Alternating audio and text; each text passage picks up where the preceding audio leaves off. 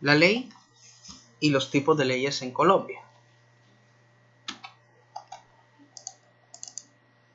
Tenemos en cuenta que la ley proviene del latín lex o legis, y es una norma jurídica dictada por el legislador, es decir, es establecido por la autoridad competente y que ésta que se manda o prohíbe algo en consonancia con la justicia, cuyo incumplimiento conlleva a una sanción. Hay un jurista famoso que nosotros conoceremos a lo largo de la historia, que se llama Andrés Bello. Andrés Bello es venezolano. Cuando se formó la Gran Colombia en el año 1821, él planteaba la ley como una declaración de voluntad soberana que manifestada en la forma prescrita por la Constitución y tiene unos mandatos: mandar, prohibir y permitir. Eso es lo que básicamente la ley en todo nivel mundial. ¿Qué tipos de leyes hay en Colombia? En Colombia hay 4 tipos de leyes donde se realizan y se debaten ciertos temas. Tenemos la ley marco, que esta ley son de aquellos temas o normas generales que señalan los criterios y objetivos que deben sujetarse con el gobierno con relación a determinados asuntos establecidos en la Constitución política. Las leyes orgánicas, que tienen un sentido de ordenar y limitar funciones ejercidas por el Congreso de la República. Una ley orgánica es un mandato al Congreso en orden a regularse su función legislativa y señalando los límites y condicionamientos. Las leyes estatutarias son las que desarrollan los textos constitucionales que reconocen y garantizan los derechos fundamentales. Asimismo, complementan medidas para garantizar su desarrollo y estricto cumplimiento. Y una ley orgánica son aquellas que expiden en el Congreso de la República en ejercicio de su función legislativa y corresponden a cualquiera de los temas que se dicten en virtud de sus funciones ordinarias. ¿Qué temas aborda una ley estatutaria? Los derechos y los deberes fundamentales de las personas, procedimientos y sus recursos para la protección, organización y régimen de partidos políticos, instituciones y mecanismos de participación ciudadana, los estados de excepción. ¿Qué se necesita para la aprobación de esta ley? Como estuvimos hablando en la clase anterior, esta requiere mayoría absoluta de los miembros del Congreso, llámese Cámara de Representantes o Senado de la República, en la respectiva Comisión Constitucional Permanente donde se realice. Y esta norma se tiene que llevar a un debate en plenaria para la aprobación de la mayoría absoluta de todos los miembros del Congreso, porque estas leyes son especiales y tratan derechos fundamentales, y esa es un trámite especial que ninguna otra norma posee. El trámite se debe de efectuar en una misma legislatura. Nosotros estuvimos hablando la semana pasada de los periodos legislativos que tiene el Congreso de la República. La legislatura es de 4 años en su elección. Cada legislatura se divide en un año y a su vez esa legislatura de un año se divide en 2 periodos legislativos. El primer periodo legislativo empieza desde el 20 de junio hasta el 20 de diciembre y del 20 de marzo al 20 de junio. Ese es los 2 periodos legislativos con respecto a la primera legislatura. Ya ahora mismo nos encontramos en inicio de la segunda legislatura. La segunda legislatura empezó en el mes de marzo, 20 de marzo, y termina el 20 de junio, el segundo periodo legislativo de la segunda legislatura. Y el 20 de julio, cuando se vaya a instalar el otro periodo de sesiones ordinarias del Congreso ya empieza a correr la tercera legislatura, que esa tercera legislatura termina el año 2021, que es en el mes de junio. Y nuevamente el Congreso se somete a elecciones en el año 2022 para renovación del Congreso o, en este caso, la posesión de otros nuevos. Y ese periodo también nuevamente inicia el 20 de julio del 2021 hasta el 20 de junio del 2022, y en el 2022, en el julio, empiezan a renovarse y empiezan a posesionarse los que se realizan en elecciones del mes de marzo. Se posesionan el 20 de julio para la instalación del primer periodo legislativo. Siempre normalmente coincide en estos periodos con la elección del presidente. El presidente se posesiona el 7 de agosto y el Congreso se posesiona el 20 de julio.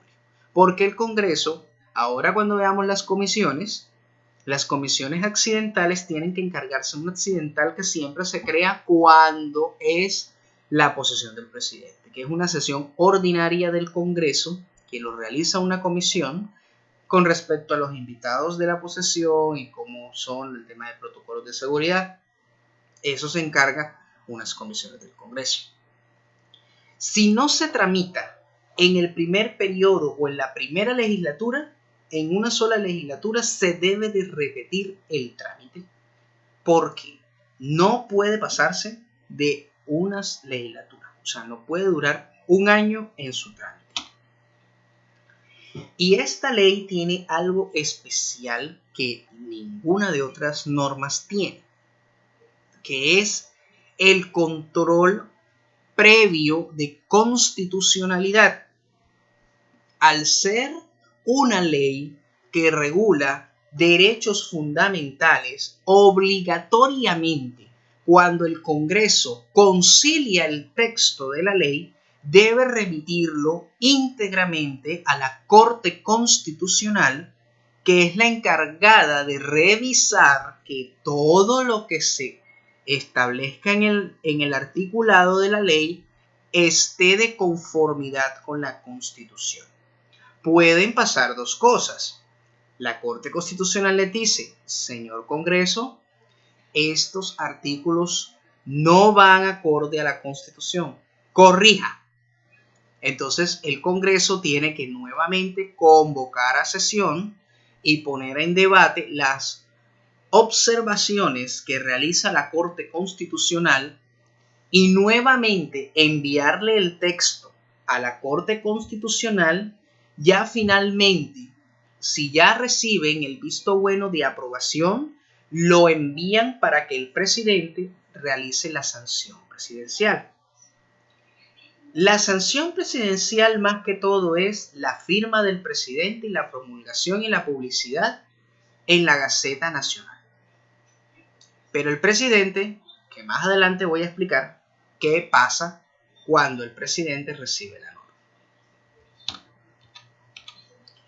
Las leyes orgánicas tratan los reglamentos del Congreso, la aprobación de las rentas y presupuestos y las leyes de apropiaciones y el plan de desarrollo general de la nación, el ordenamiento territorial, y la aprobación se requiere con la mayoría absoluta de los miembros de la comisión y plenaria correspondiente.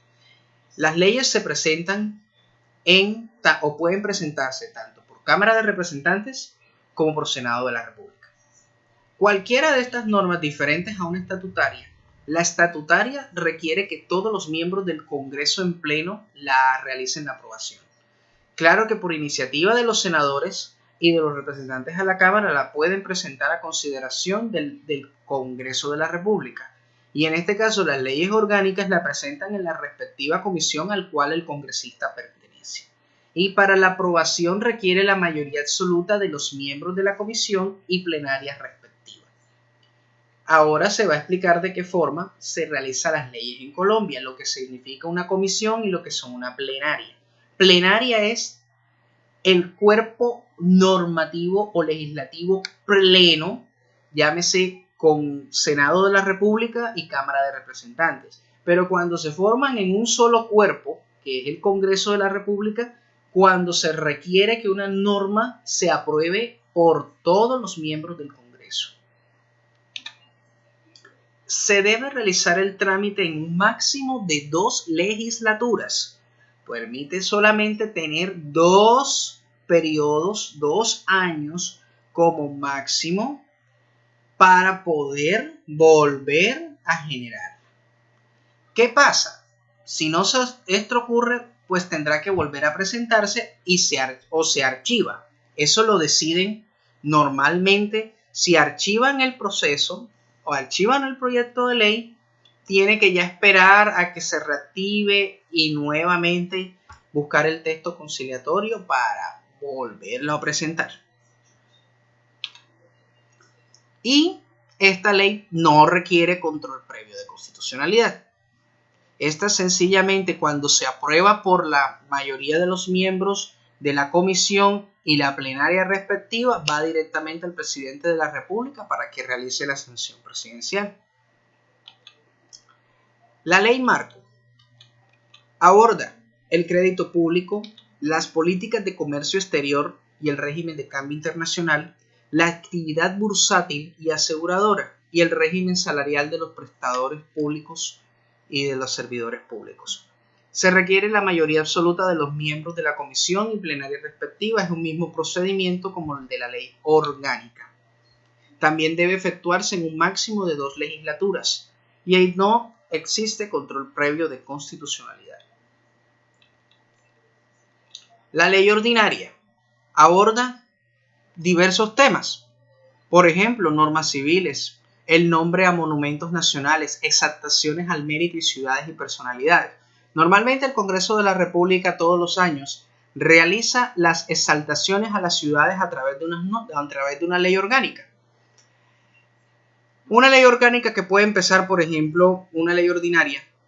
Empieza, por ejemplo, exaltamos el mérito a la ciudad de Barranquilla en sus 205 años, que en el mes de abril listo hacen la aprobación, dice exáltese a Barranquilla, y todo eso se convierte en una ley de la República. Por ejemplo, ahora con el caso del puente Pumarejo. El puente Pumarejo realizaron un trámite de una ley ordinaria para poder nombrar el puente Alberto Pumarejo, y eso lo hacen a través de una ley. El antiguo puente Pumarejo, que se llama Laureano Gómez, también fue realizado a través de una ley de la República, porque en este caso los bienes del Estado, que son de amplio sentido nacional y de alta trascendencia, como es el puente que pasa sobre el río Magdalena, el Estado es el encargado de bautizar los nombres, ¿ya? Entonces hay una restricción. Esa restricción es que después de una serie de revisiones actuales con la Corte Constitucional, cuando se expidió una nueva ley que dicen que los monumentos deben de recibir el nombre de solamente personas que ya hayan fallecido para exaltar su nombre, pero resulta de que a veces esas normas tienen un sentido de interpretación de la Corte, que no solamente puede ser que estén fallecidos, sino que también podrían ejercerse en vida, y siempre y cuando el personaje haya hecho un gran aporte a nivel nacional. Caso puntual tenemos en Pereira que existe un viaducto con el nombre del expresidente César Gaviria Trujillo. Y tenemos aquí en Soledad Atlántico un colegio que se llama Nobel de Paz Juan Manuel Santos. Esas son las únicas excepciones de la ley, que cuando el personaje haya hecho en vida una obra trascendental, puedan colocarle un nombre a cualquiera de las obras públicas que tenga el Estado o una ciudad. ¿Ya? Entonces, esto se hace a través de una ley ordinaria. Y la ley ordinaria, pues obviamente, finalmente se requiere solamente con la aprobación del quórum de los miembros de la comisión respectiva. O sea, si una comisión se integran 10, con solamente 6 en votación, perfectamente puede aprobarse esta ley ordinaria. El trámite en un máximo de 2 legislaturas, igual si ocurre que se archiva y nuevamente pueden presentar la ley y no tiene control previo de constitucionalidad. ¿Cuál es el procedimiento de una creación de una ley? Existe la iniciativa, que es el primer paso. La iniciativa es que cualquier congresista, cualquier ministro, altos funcionarios del Estado, ciudadanos, que a través de una iniciativa popular, que referentemente la iniciativa popular es cuando ya pase más de un 15 o 20% del censo o del total del censo electoral potencial para que puedan presentar un proyecto de ley. Ese proyecto de ley pasa a una secretaría de la respectiva Cámara alta o baja y el secretario general realiza la asignación del estudio y escoge el congresista ponente. Los debates. Un debate es que, por ejemplo, todos los miembros del Congreso establezcan un orden legislativo del día de lo que se va a discutir. Esas leyes deben de pasar en 4 debates. Esos debates inician en la respectiva comisión de acuerdo a la temática del proyecto de ley. Luego pasa a ser debatido y votado en plenaria de la respectiva Cámara. Si el proyecto entró inicialmente por el Cámara de Representantes, la Cámara de Representantes en plenaria, la plenaria es todos los miembros plenos de la respectiva Cámara de Representantes para la aprobación de esas normas. Y posteriormente, cuando ya surta el trámite de los 4 debates y que en plenaria se haya aprobado, pasa a la respectiva siguiente Cámara. Si es en este caso, si lo presenta la Cámara de Representantes, pasa al Senado para la aprobación. Si el proyecto viene de origen del Senado, pasa a la Cámara de Representantes y realizan un texto conciliatorio, que ese texto conciliatorio es lo que ya viene referente a la sanción presidencial. La sanción es que se la envían al presidente, pero para los casos puntuales como la de la ley estatutaria, primero tiene que pasar por un control previo de constitucionalidad, que eso lo realiza la Corte Constitucional. Y cuando regresa el texto de la Corte Constitucional al Congreso, el Congreso lo remite al presidente de la República. Pero el presidente en este proceso puede hacer 2 cosas. 1, puede firmar la ley sin ninguna objeción. O 2, puede objetarla. Esas objeciones que realiza el presidente solamente la puede hacer en 2 casos. Número 1, que sea inconveniente. En tema económico, puede decir que la ley es inconveniente. Puede decir también que es inconstitucional.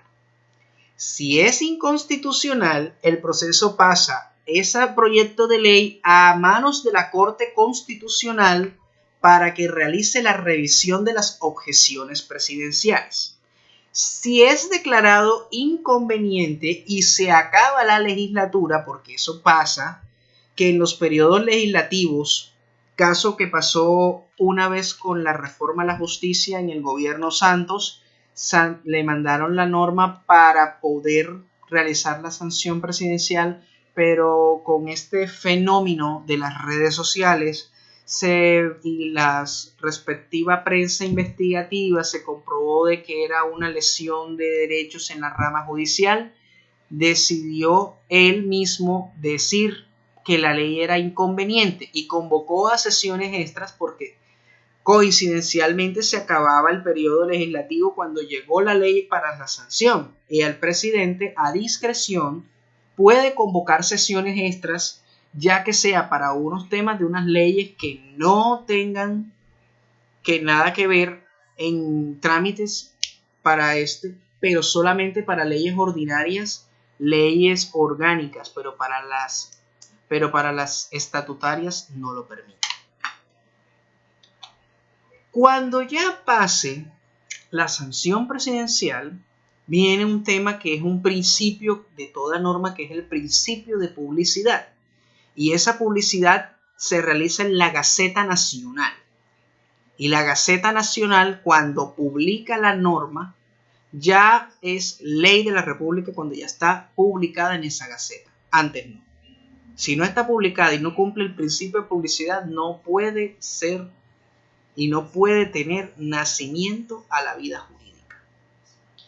Ya de ahí empieza la reproducción del texto, empiezan por los respectivos legis, layer y la misma del mismo Congreso de la República para el tema de la reproducción de las leyes. Bien, vamos a ver las comisiones del Congreso. Las comisiones del Congreso se dividen en constitucionales permanentes.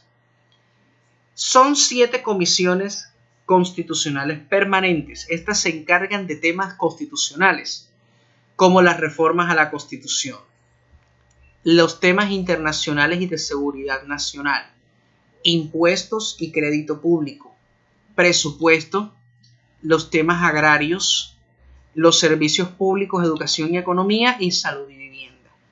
Estas son las comisiones permanentes constitucionales que se conocen como de la Comisión Primera a la Comisión Séptima de las respectivas cámaras. Existen tanto en el Senado como en la Cámara de Representantes.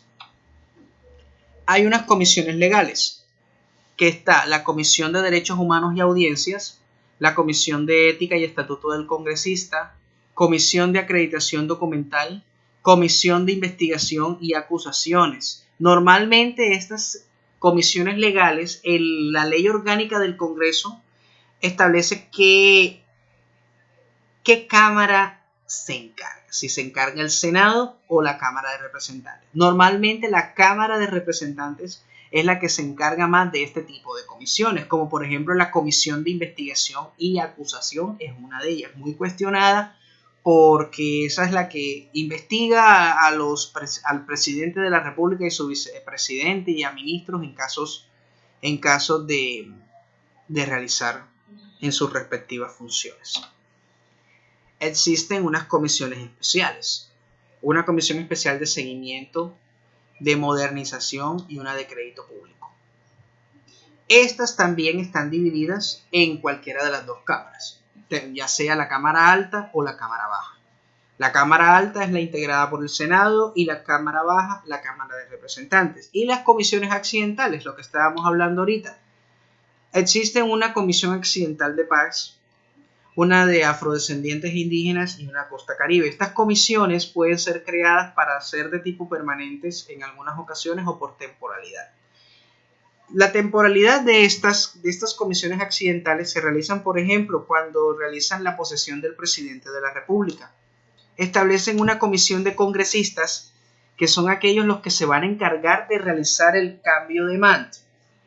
Para la posesión del presidente Iván Duque, esa comisión accidental la integró el presidente del Congreso en ese entonces, que era el senador Ernesto Macías, y otro grupo de congresistas para realizar la posesión y la toma del mando del presidente de la República y su vicepresidente.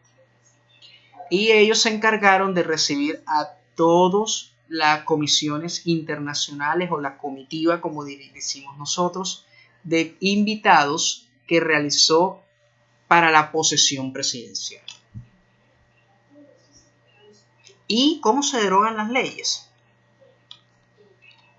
Las leyes, ¿qué es la derogación? La derogación más que todo es la pérdida de vigencia y aplicabilidad de las leyes, por lo cual no se puede aplicar dentro del ordenamiento jurídico para resolución de casos en particular. Si esta herramienta no existiera, existiéramos con una base de datos obsoleta de normas inaplicables, que ya en este caso no podríamos aplicar porque, por ejemplo, es como un caso puntual que ya el Código Civil nuestro es el código más viejo de todos los códigos de Colombia. Es del año 1887. Pero hay normas que ya no son aplicables, que también comenzó a derogarse poco a poco por normas, como antes se hablaba de que los hijos fuera del matrimonio o ahora extramatrimoniales se llamaban antes hijos ilegítimos, hijos naturales, y la Corte Constitucional en un término estableció de que no se deben de llamar hijos naturales, ni hijos extramatrimoniales, ni hijos ilegítimos. Son hijos. Entonces, aplicando todo lo referente al marco constitucional.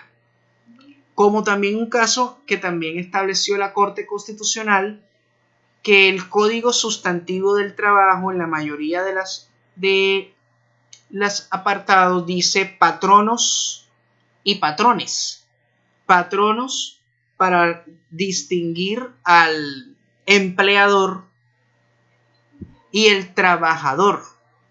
Ahí sí eso también realizó la Corte Constitucional un cambio de adaptabilidad de estas normas que le ha dado al Congreso de la República ciertos plazos para poderlo hacer.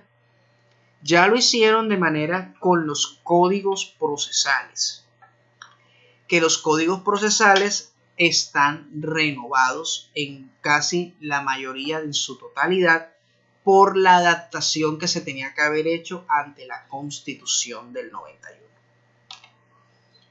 Existe una derogación expresa.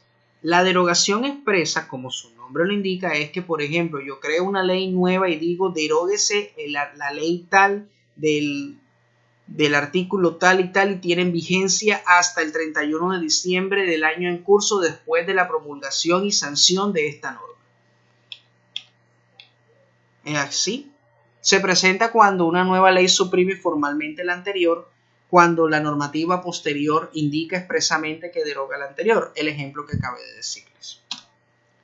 La derogación tácita es cuando una norma nueva o posterior contiene disposiciones incompatibles con la norma antigua y se fundamenta que existiendo dos leyes de diversas épocas que son contradictorias, tiene que entenderse que la segunda normativa ha sido establecida por el legislador con la finalidad de modificar o corregir la primera.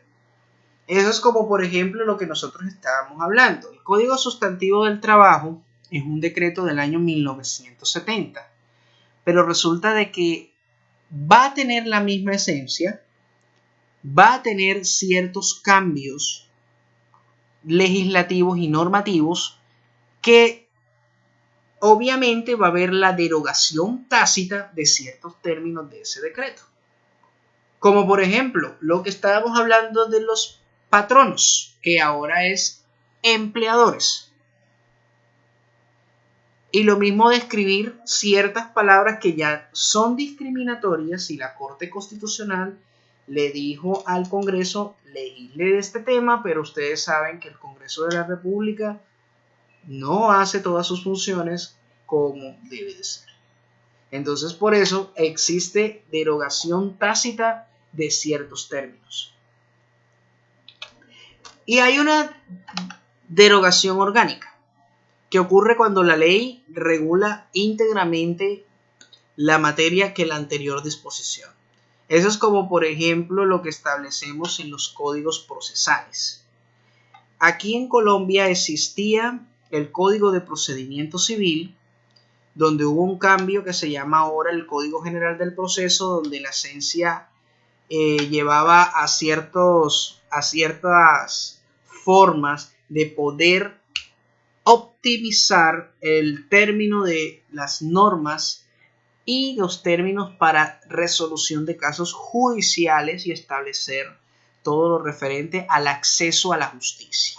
Y ese Código de Procedimiento Civil anterior, que fue reemplazado por el Código General del Proceso, hizo que esa norma vieja tuviera una derogación orgánica, porque realmente lo único que hicieron fue cambiar ciertas cosas mínimas, pero la esencia es la misma porque es una derogación de tipo orgánico, porque prácticamente la ley orgánica que se creó nueva es idéntica al Código de procedimiento anterior adaptado a los nuevos retos de la justicia. Por ejemplo, el uso de audiencias, que antes no se realizaban audiencias en lo civil.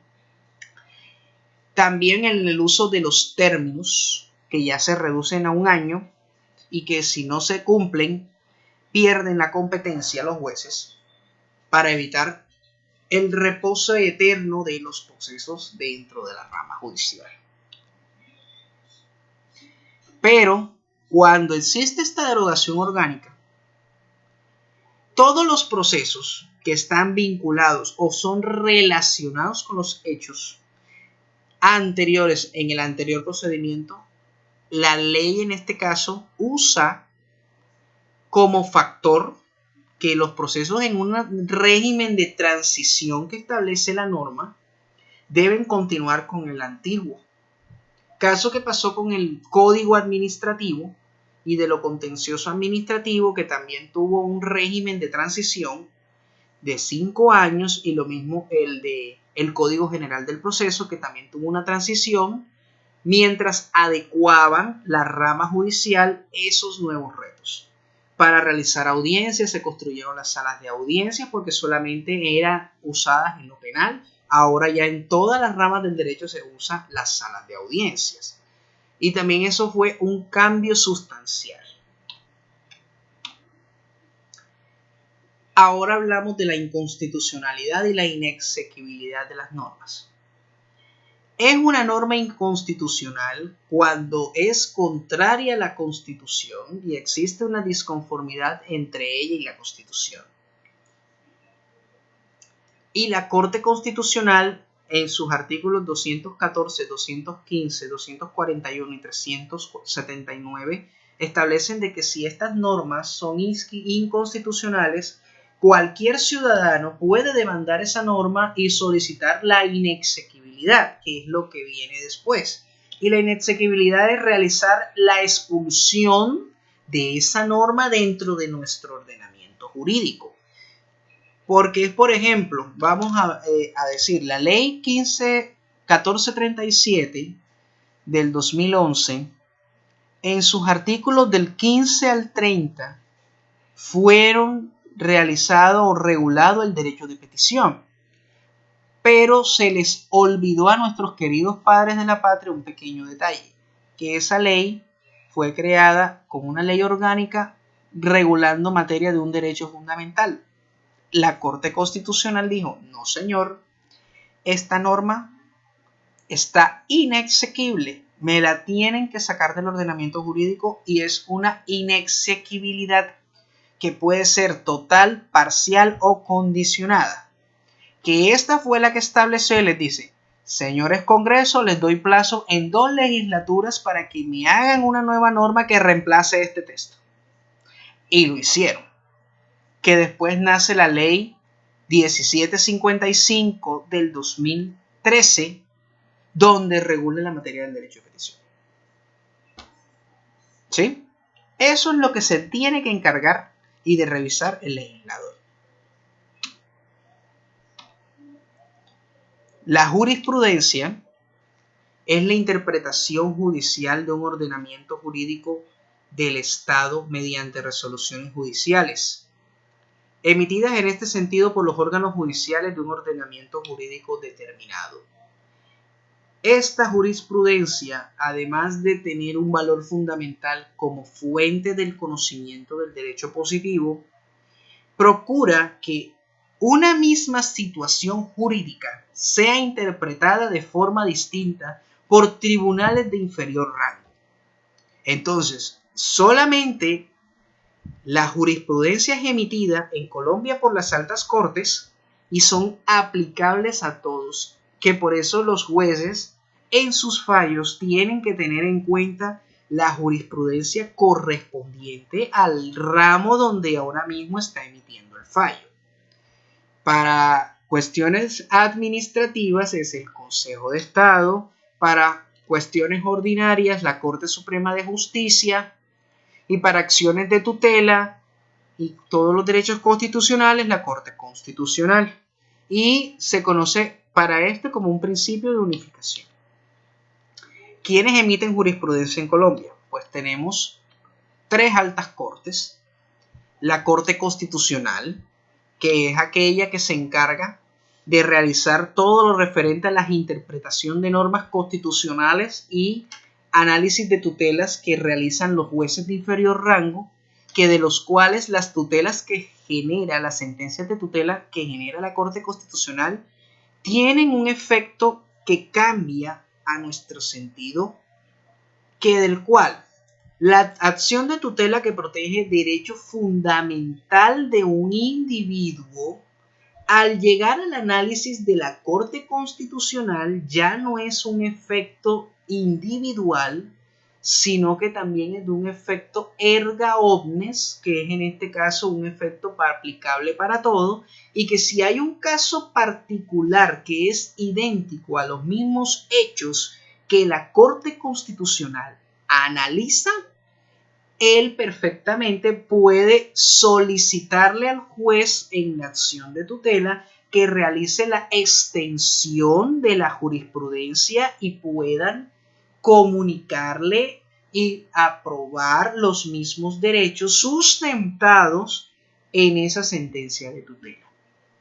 Existe unas sentencias de constitucionalidad que se identifican con la letra C. Esta sentencia analiza las leyes que los ciudadanos emiten en los procesos de constitucionalidad, que le dicen: mire, señores, Corte Constitucional, el abogado que se dio cuenta del error fatal en la ley 1437 le dice: señores Corte Constitucional, estos artículos del 15 al 30 me dicen a mí de que me regula un derecho fundamental en una ley ordinaria, y entonces decláreme usted que este articulado es inexequible porque no se ajusta a la Constitución, porque regula un derecho fundamental y su procedimiento tiene que ser mediante una ley estatutaria. La Corte Constitucional, al analizar los sustentos de hecho y la argumentación, dijo: es correcto, está en todo el derecho, declárese inexequible. Y así lo hicieron. Entonces, esa sentencia de la Corte Constitucionalidad tiene un alto peso a la hora de que los jueces fallen con respecto a temas constitucionales como los derechos de salud, educación, habeas corpus y otros derechos fundamentales. Tenemos las sentencias de unificación. Estas sentencias de unificación que realiza la Corte Constitucional son referentes a casos que puede pasar. Por ejemplo, hay una sentencia de unificación muy hermosa, son largas, pero ahí te dice, por ejemplo, para el caso de las mujeres en estado de embarazo, cómo realizar la protección de esos derechos de las mujeres embarazadas en los distintos tipos de contrato.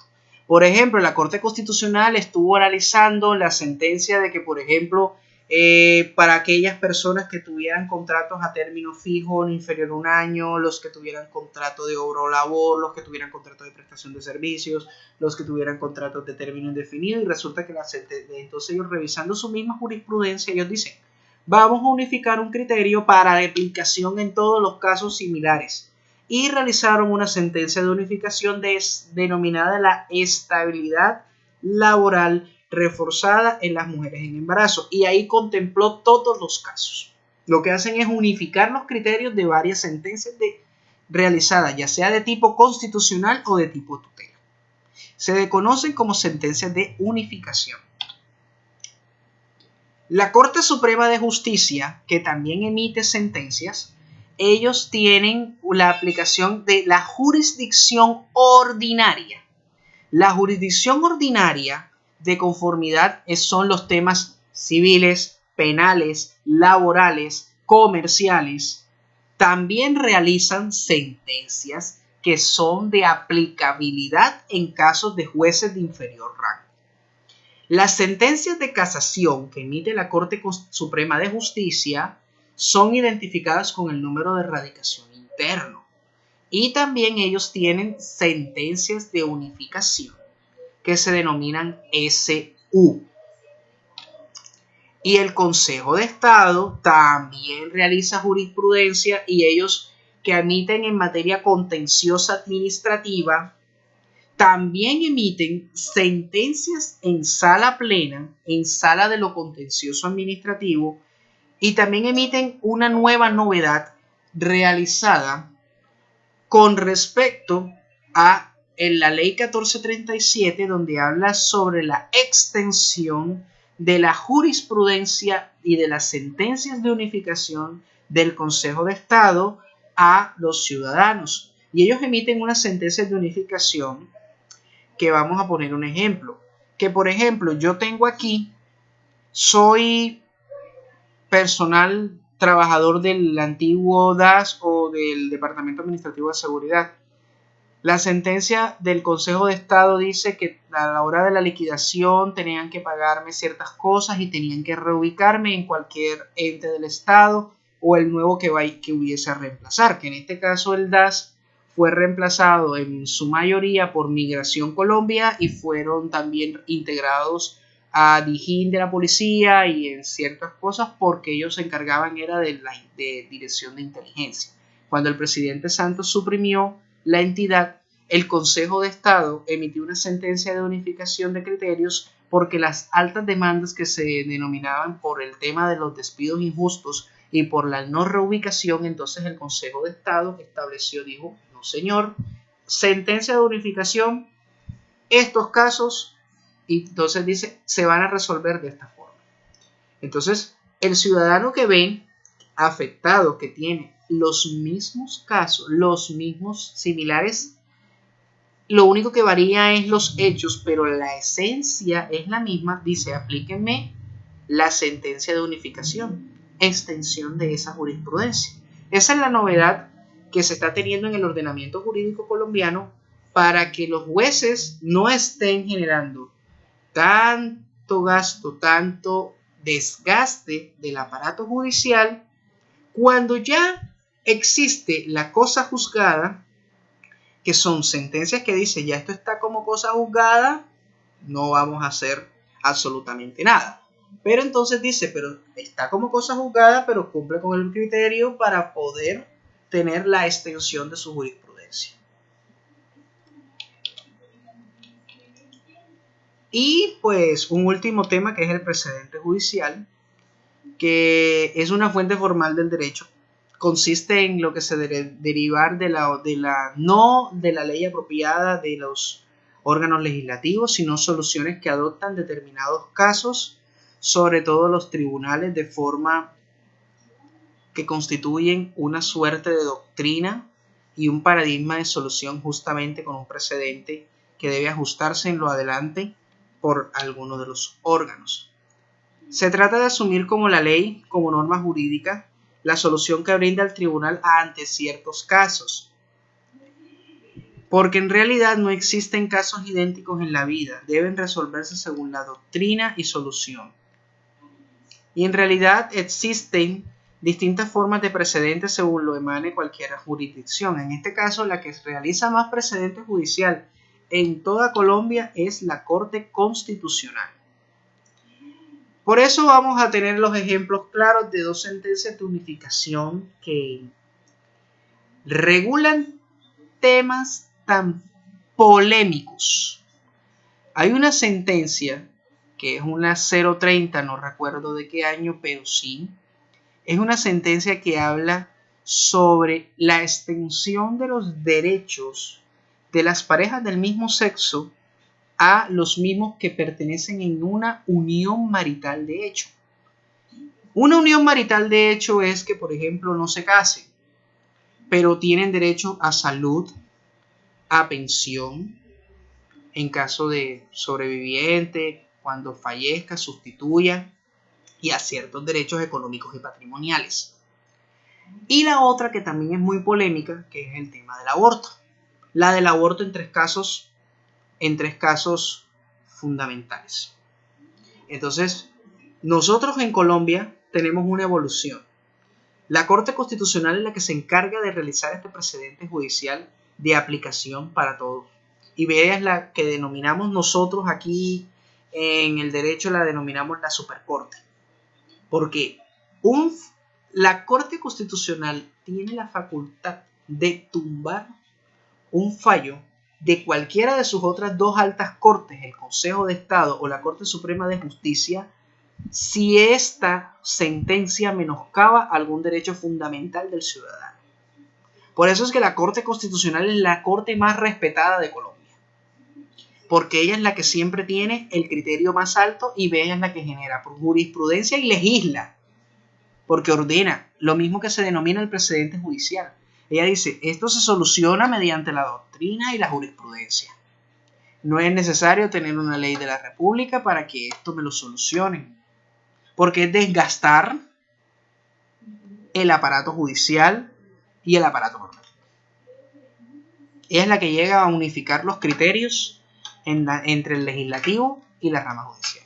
Bueno, jóvenes, me gustaría que después de estas lecturas y de esta clase, pues un llamado a la reflexión y cualquier cosa estaremos debatiendo en el encuentro sincrónico estas novedades y todo lo que ustedes desean preguntar sobre estas novedades de la Corte Constitucional y de las altas cortes colombianas y de cómo se forma una ley. Vamos a hacer después unos ejercicios. Bueno, que estén muy bien y espero les haya gustado el video.